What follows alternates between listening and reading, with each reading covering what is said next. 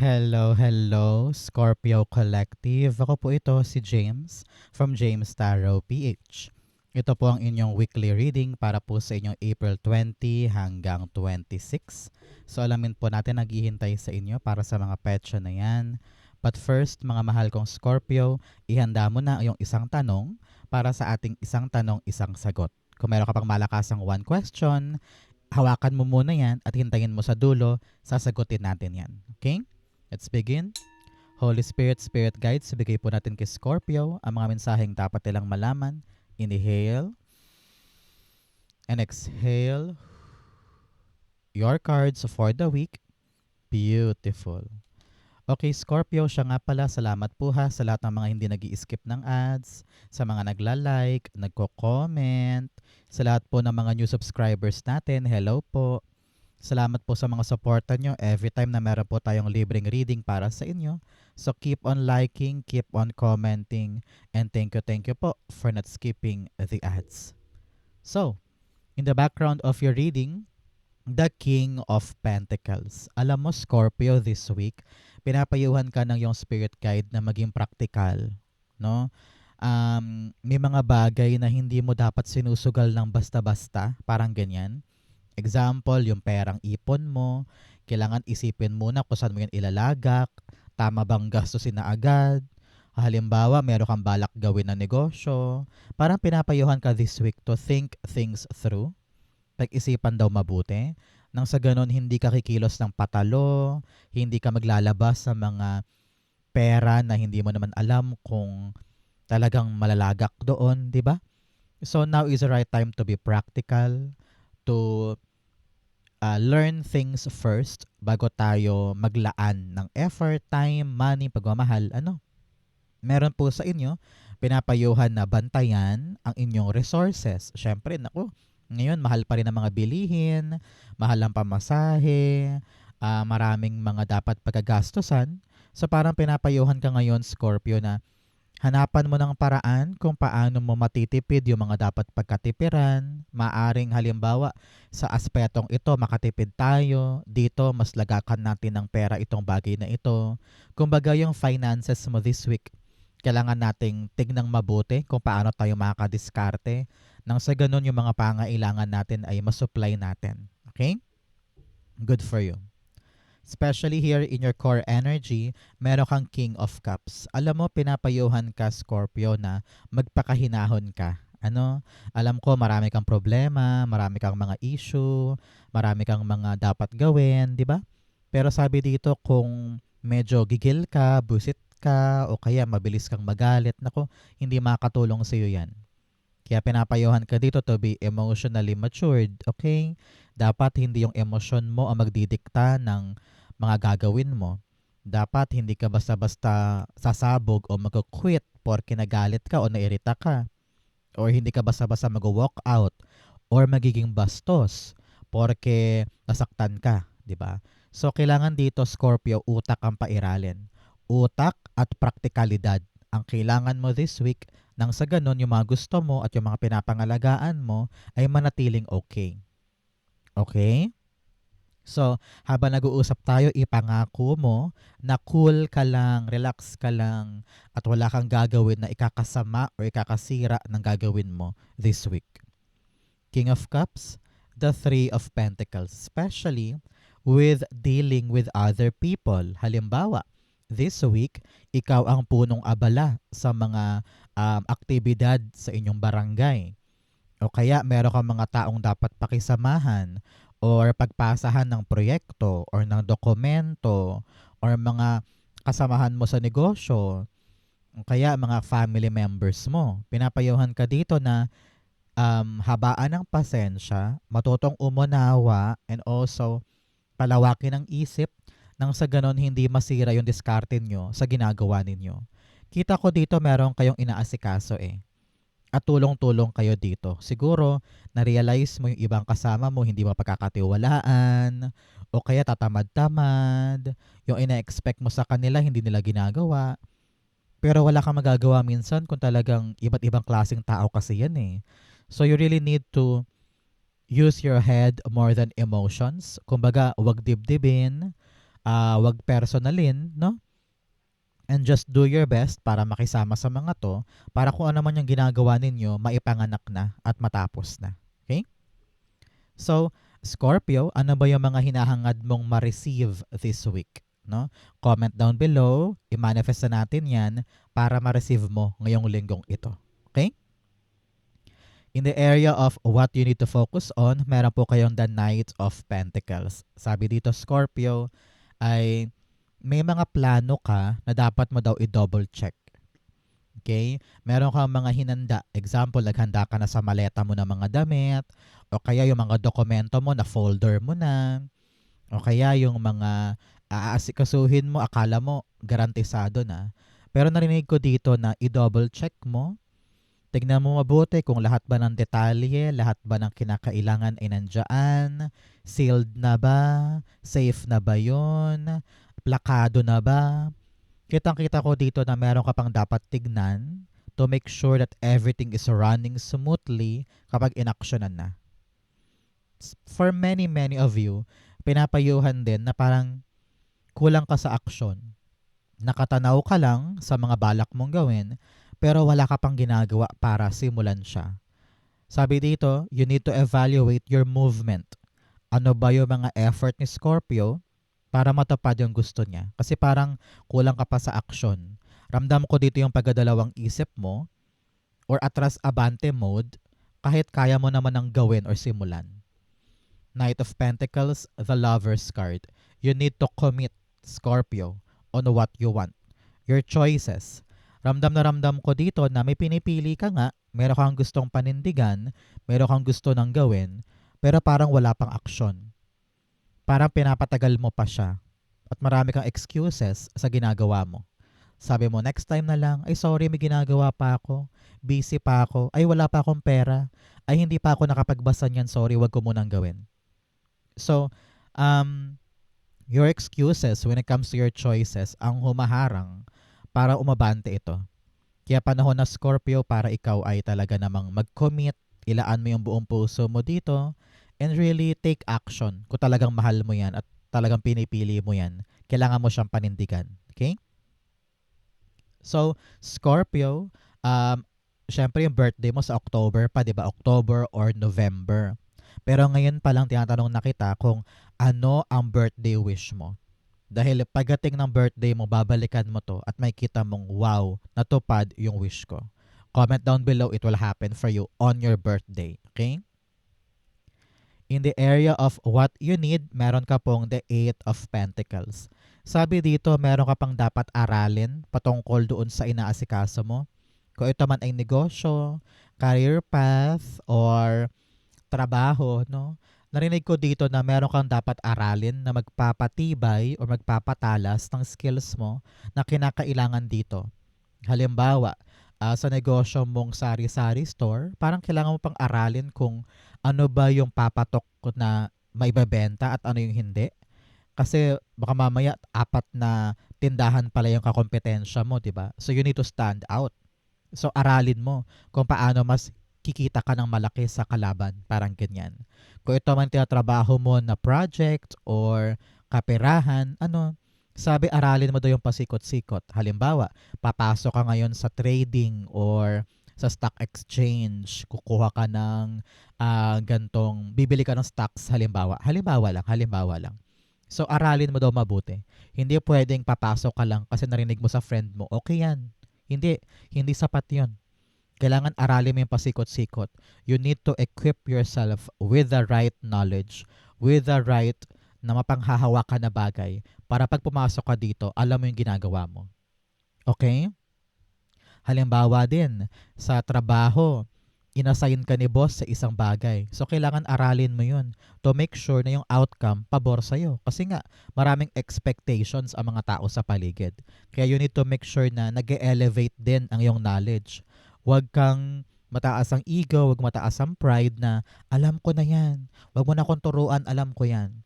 No. Minsan, what you know is not enough. So kung meron po sa inyo magbabalik ng school, seminar, workshop, training, gawin mo.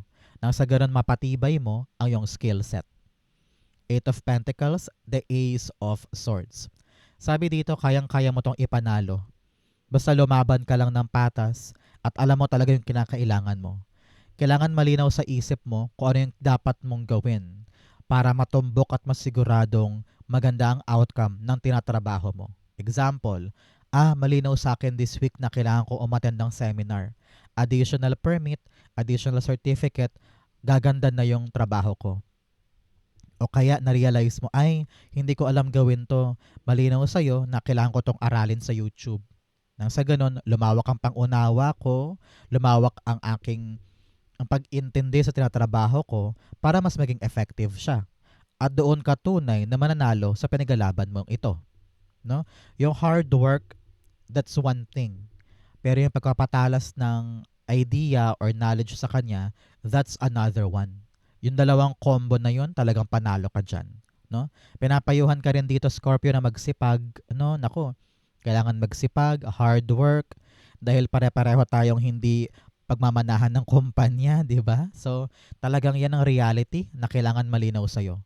Your hard work will determine kung gaano kaganda o kalaki ang ipapanalo mo sa laban na ito. Okay? In the area of what's affecting your current energy, meron kang that Five of Swords. Si Five of Swords, Scorpio, sabi dito na maaaring may mga konting gusot, konting problema sa opisina, sa trabaho, sa kaibigan o sa pamilya. At parang gusto mong ipaglaban na tama ako, ito yung dapat gawin, ito yung dapat kong simulan, ito yung dapat kong solusyon dito. O kaya people around you are very, very insecure. Mga inggit, mga basher, no? Nako, sabi dito, magpaka-cool ka lang, okay? Sabi ko nga sa inyo kanina, magpa-cool ka lang. Huwag mong labanan, huwag mong komprontahin.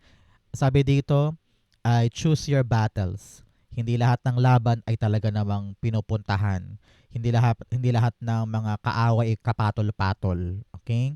So, just mind your own business. Isipin mo na lamang kung ano yung maapektuhan na kaching-kaching sa'yo kung papatulan mo to. No?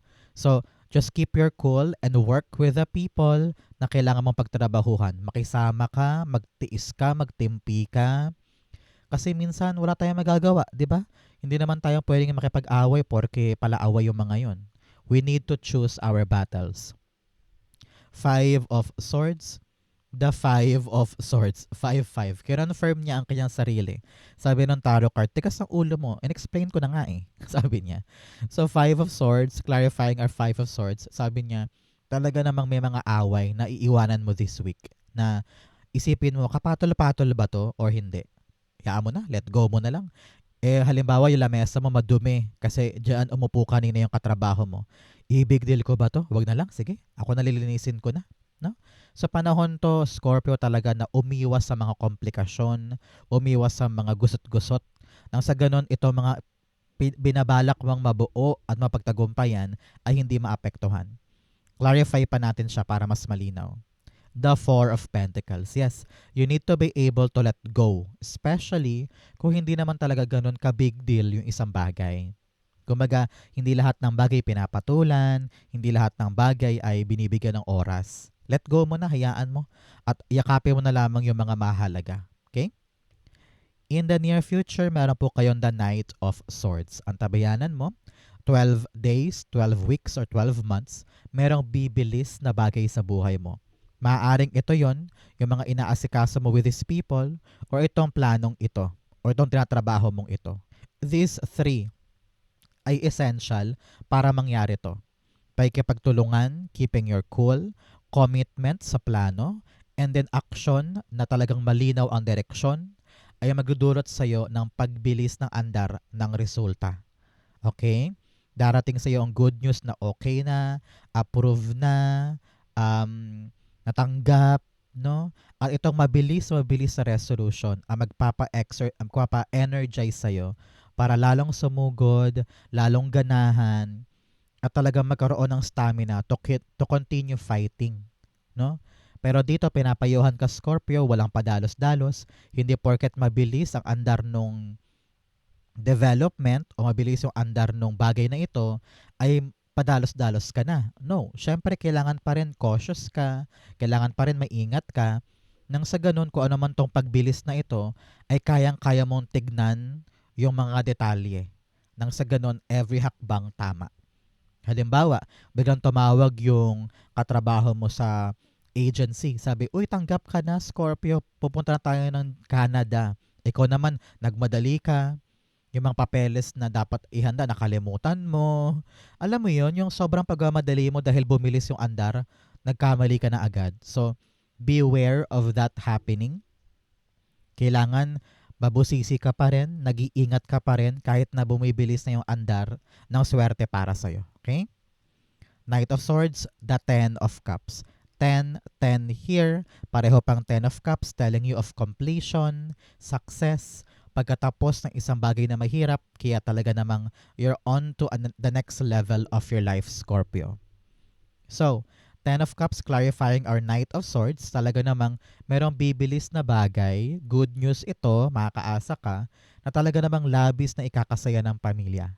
Either halimbawa, bibilis na yung usapin sa binebentang lupa, or sa binabawing nakasanglang bahay, or merong problemang pampamilya, halimbawa yung utang, biglang bibilis na yung pagbabayad mo, mabilis na rin yung resolution sa mga pampamilyang issue, kaya sobrang saya ninyo. Ramdam ko dito na makakalaya na kayo sa pinaghihirapan, talagang fortune to after difficulty. So congrats po, okay? In your challenge for the week, itong linggong ito, ang challenge sa'yo ay 10 of Cups. Sabi dito, kailangan daw, hindi ka mawalan ng gana pagdating sa mga pangarap mo. Alam ko na ang tagal-tagal na, no? Parang wala pa rin nangyayari, parang nabuburo ka pa rin dyan, iniisip mo, maabot ko pa ba? Maabot ko pa ba siya? May chance pa ba ako para marating ko yung pangarap ko? Or nasa utak ko lang to? Sabi dito, you need your family support. You need your loved ones para i-motivate ka, i-push ka para lalong abutin yung gusto mo. Pinapayuhan ka dito, Scorpio, na do not lose your hope. Do not lose your faith pagdating sa mga pangarap mo. Okay? Pinapayuhan din kayo talaga dito, Scorpio, na iwasan yung problemang pampamilya. Halimbawa, away-away, gulo, gusot, hindi pagkakaunawaan. Dapat daw hindi nag-escalate yung problema into fights. Okay? Keep your cool. Kamag-anak mo yan, mahal mo yan. Dapat keep your cool, stay na patient, and also malakas sa pangunawa. Okay? Kung ito man po ay family business, no? At parang watak-watak kayo or iba-iba kayo ng gusto, panahon to for you, Scorpio, to be the leader para panghawakan mo sila at maging solid kayo sa isang goal para pare-pareho nyong maabot yan. Okay? The Ten of Cups, you have the Knight of Swords. Yes, sabi dito, huwag magmamadali, especially sa mga bagay na gusto mong abutin. Frustrated ka lang ngayon, naiinis ka lang kasi nga parang ang bagal-bagal, no? Kaya parang merong mga bagay na gusto mong matapos agad, gusto mong bilisan agad, pero in reality, you cannot rush anything that is really God-sent, di ba? Talagang minsan, kailangan mo lang maghintay sa kanyang bigay, maghintay sa kanyang right timing. So, wala daw mangyayari, Scorpio, kung mamadaliin mo yung isang bagay. Okay? Very, very malaking paalala ito. Hindi naman porkat walang nangyayari ay ending na eh.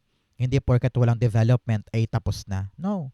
Minsan, hinahanda pa ni God. So, make sure na ikaw ay panatag dyan, relax ka lang, and huwag na huwag mamadaliin yung isang bagay na alam mong kailangan pa mag-take ng time. Ang importante ngayon, bond ka with your family.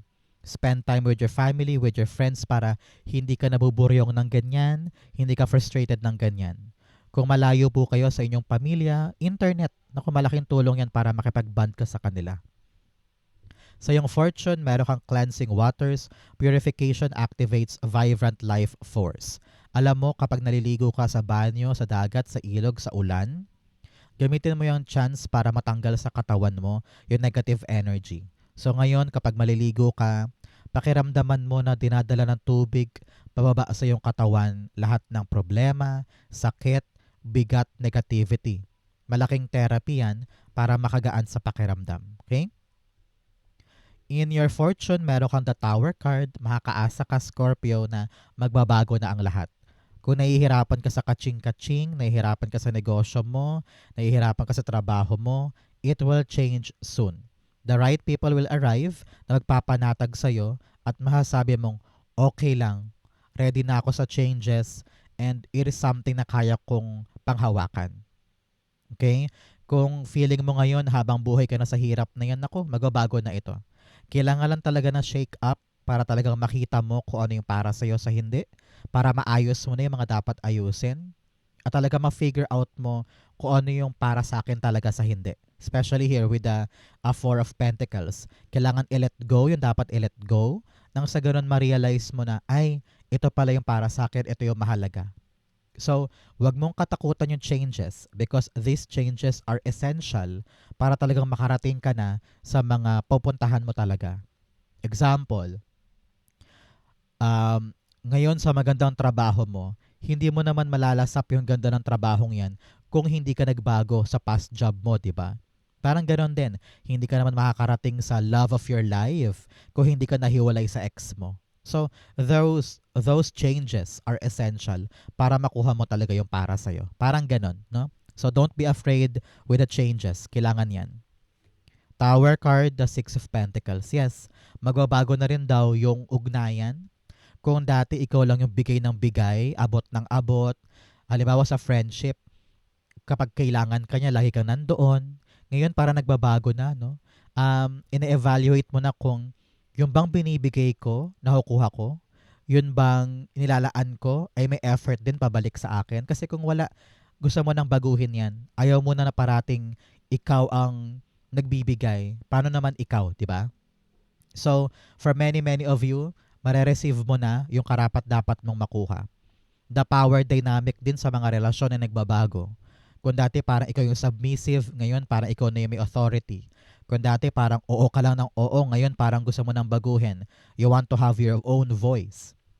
For many of you, naghihintay ng pera na mare-receive mula sa mga pinagkautangan or sa loan. You will receive it now and things will change kasi makukuha mo na yung para sa'yo. Congrats po. In your divine messages, meron kang a new start is coming. Wow! Meron to pong bagong bagay na dulot ng mga pagbabago. So congrats po. Talaga meron kang mga bagong aasahan this time. In your divine messages, the Emperor card. Maging matapang ka ngayon, Scorpio, para talagang pamahalaan ng buhay mo. Kapag duwag ka or sunod-sunuran ka lang sa iba, paano mo naman makukuha yung para sa'yo? Okay? Keep your cool, yes, pero ikaw yung uri ng taong kikilos kapag kinakailangan. Ikaw yung uri ng tao na palaban, aaksyon, kikilos kapag alam kong dapat na akong kumilos. Hindi mo ipagsasawalang bahala yung mga bagay na alam mong dapat ng aksyonan. Sabi rin dito na you need to be disciplined enough para ma-accomplish mo yung mga bagay na gusto mo. Hindi pwedeng lalay-lay yung performance, hindi pwedeng ngayon tatama rin ka, bukas masipag ka, tapos yung next sipag mo next month na ulit. No. You need consistency and talagang discipline for the things na gusto mong mangyari ay maganap talaga na pabor sa'yo. Okay? Emperor card, the Justice card. Okay. Sabi dito, kung talagang nais mong makuha yung hustisya sa isang bagay, kailangan mo talagang maging matapang na aksyonan yon. Kung nais mong makuha yung alam mong para sa'yo, kailangan maging matapang ka para habulin siya. Okay? Kasi ang hustisya ay kumakapit sa mga taong matapang, sa mga taong handang lumaban para makuha yung gusto nila. So, I want to ask you now, Scorpio, yung mga bagay ba na dumarating, pinapalagpas mo? Takot ka ba lagi? So, paano kakapit sa'yo yung harvest energy or good karma energy kung wala kang lakas ng loob na aksyonan siya or angkinin siya or maging responsable ka sa kanya? No? So, halimbawa, marami ka na napalagpas ng mga kontrata, job offer, pagkakataon or pintuan. Bakit? Kasi kulang ka sa tapang. Kulang ka sa lakas ng loob. Kaya yung mga dumarating, pinapalagpas mo. Kaya ngayon, you want to gain back the justice. Lahat ng mga unfair treatment, lahat ng mga pinalagpas, lahat ng mga nawala noon, panahon na para maging doer ka ngayon, para kumapit sa'yo yung harvest energy at yung hustisya ay talagang makuha mo na yung gusto mo. Okay? Pinapayuhan ka rin dito to be disciplined and do the right thing. kumapit ka sa batas. Hindi pwedeng tapang-tapangan ka lang dyan, pero kailangan law-abiding citizen ka. You go by the rules and make sure na ginagawa mo yung tama. Okay? Outcome mo to, bigyan mo na kita ng fortune cards. You have Peacock, beware of great pride. Sabi ko nga sa inyo, wag ma-pride, wag ma-ego. Pag kailangan pag-usapan, pag kailangan makisama, pag kailangan aralin, aralin mo. You have Mice, discord among friends or family. Yes, sabi ko nga sa inyo, parang merong hindi pagkakaunawaan sa pamilya o sa kamag-anak o sa katrabaho. Kailangan pag-usapan. You have Harp, great happiness. Wow, i-claim mo to. Meron po kayong great happiness sa darating this week. You also have January. O mga Scorpio, meron ba kayong special occasion pag January? Halimbawa, birthday ng kapatid, anniversary. Kung meron po, ibig sabihin this reading is for you. Pero kung wala naman, meron daw po kayong milestone pagdating ng Enero. Congrats po. Ang outcome ni Scorpio for April 20 to 26, the Empress card. It will be created. Abundant energy. Kung ano naman itong nililikha mo, talaga namang mapapanganak mo yan ng buong buo with flying colors. Nakakita ko ng ribbon cutting. Nakakita ko ng confirmed, approve, makakagora ka na, no? At hawak-hawak mo na yung bunga na matagal mong hinahangad. Clarify natin siya. King of Swords, yes. Here, you're very, very decisive. Parang punong abala ka eh. Parang ikaw yung nagde-decide, ikaw yung hinihingaan ng payo ng iba't ibang tao, your voice matter, your decision matters para sa mga taong ito, at ikaw yung magpapayabong niyan. I don't know why. Narinig ko, ikaw yung first millionaire ng pamilya mo. Narinig ko yun. Parang kung ano man tong decision mo, lalago ito, at talaga naman magiging permanente, solid, secured for a very long time, at mapapakinabangan nyo siya ng mahabang-mahabang panahon. So, importante itong action mo ngayon para tumubo ng malaki itong ginagawa mo ngayon. Congrats po. Okay? So, Scorpio, close your eyes. Dumako na tayo sa yung isang tanong, isang sagot. Mabilisan lang to. Think of your question. Inhale. And exhale the answer to your question. You have the Knight of Wands, the Empress card, and then the Nine of Cups. At the bottom of your deck, you have the King of Cups. Pinapayuhan ka dito, Scorpio, na utak ang pairalin, huwag emosyon. Masyado ka lang daw takot, kabado, naiilang, puro stress, pangamba. Kaya daw hindi mo makita kung ano yung tamang gagawin. So, keep cool ka lang, relax ka lang. Okay? Sabi dito, take a chance, make a move. Maging go-getter ka naman ngayon. Maging experimental ka, maging discoverer ka, no? Pasukin mo yung mga bagay na dati kinakatakot mo lang pero ngayon ready ka ng takbuhan, ready ka ng gawin. Because you're building something. Either kapagawa ka ng bahay or meron kang gustong makuha, meron kang gustong makamit sa buhay mo. At winish mo yan. Pinangarap mo. Alam mo na kapag nakuha mo to, ito yung katuparan ng buhay. This is your dream life. This is your dream destination or dream stage ng buhay mo. Pero panahon to, Scorpio, para trabahuhin, ayusin, gawin ang lahat, no? Magbigay ng effort para ito'y maganap. At magsisimula yan sa kahandaan mo na pasukin siya. So, wag mo masyadong katakutan, i-enjoy mo lang, trabahuhin mo lang, gumalaw ka lang dyan, at maramdaman mo na, ay, kaya ko to. Pwede ako dito, relax ako dito. At doon ka dadalhin sa katuparan ng pangarap mo. Okay? Kung ang question mo yes or no, the answer is yes, yes, yes, and yes. Kayang-kaya mo yan. Relax ka lang. Everything will be fine. Dire-diretso ka sa goal mo. Okay? So, Scorpio, yan po ang inyong isang tanong, isang sagot. Ganoon din po ang inyong April 20 to 26. Saan po kayo nakaresonate? Comment below. Babasahin ko po yan. Thank you, Holy Spirit, Spirit Guides, for the clarity and messages na dapat malaman ng mga Scorpio this week. Thank you po for watching hanggang dulo. I love you. This has been James for James Tarot PH. God bless everybody.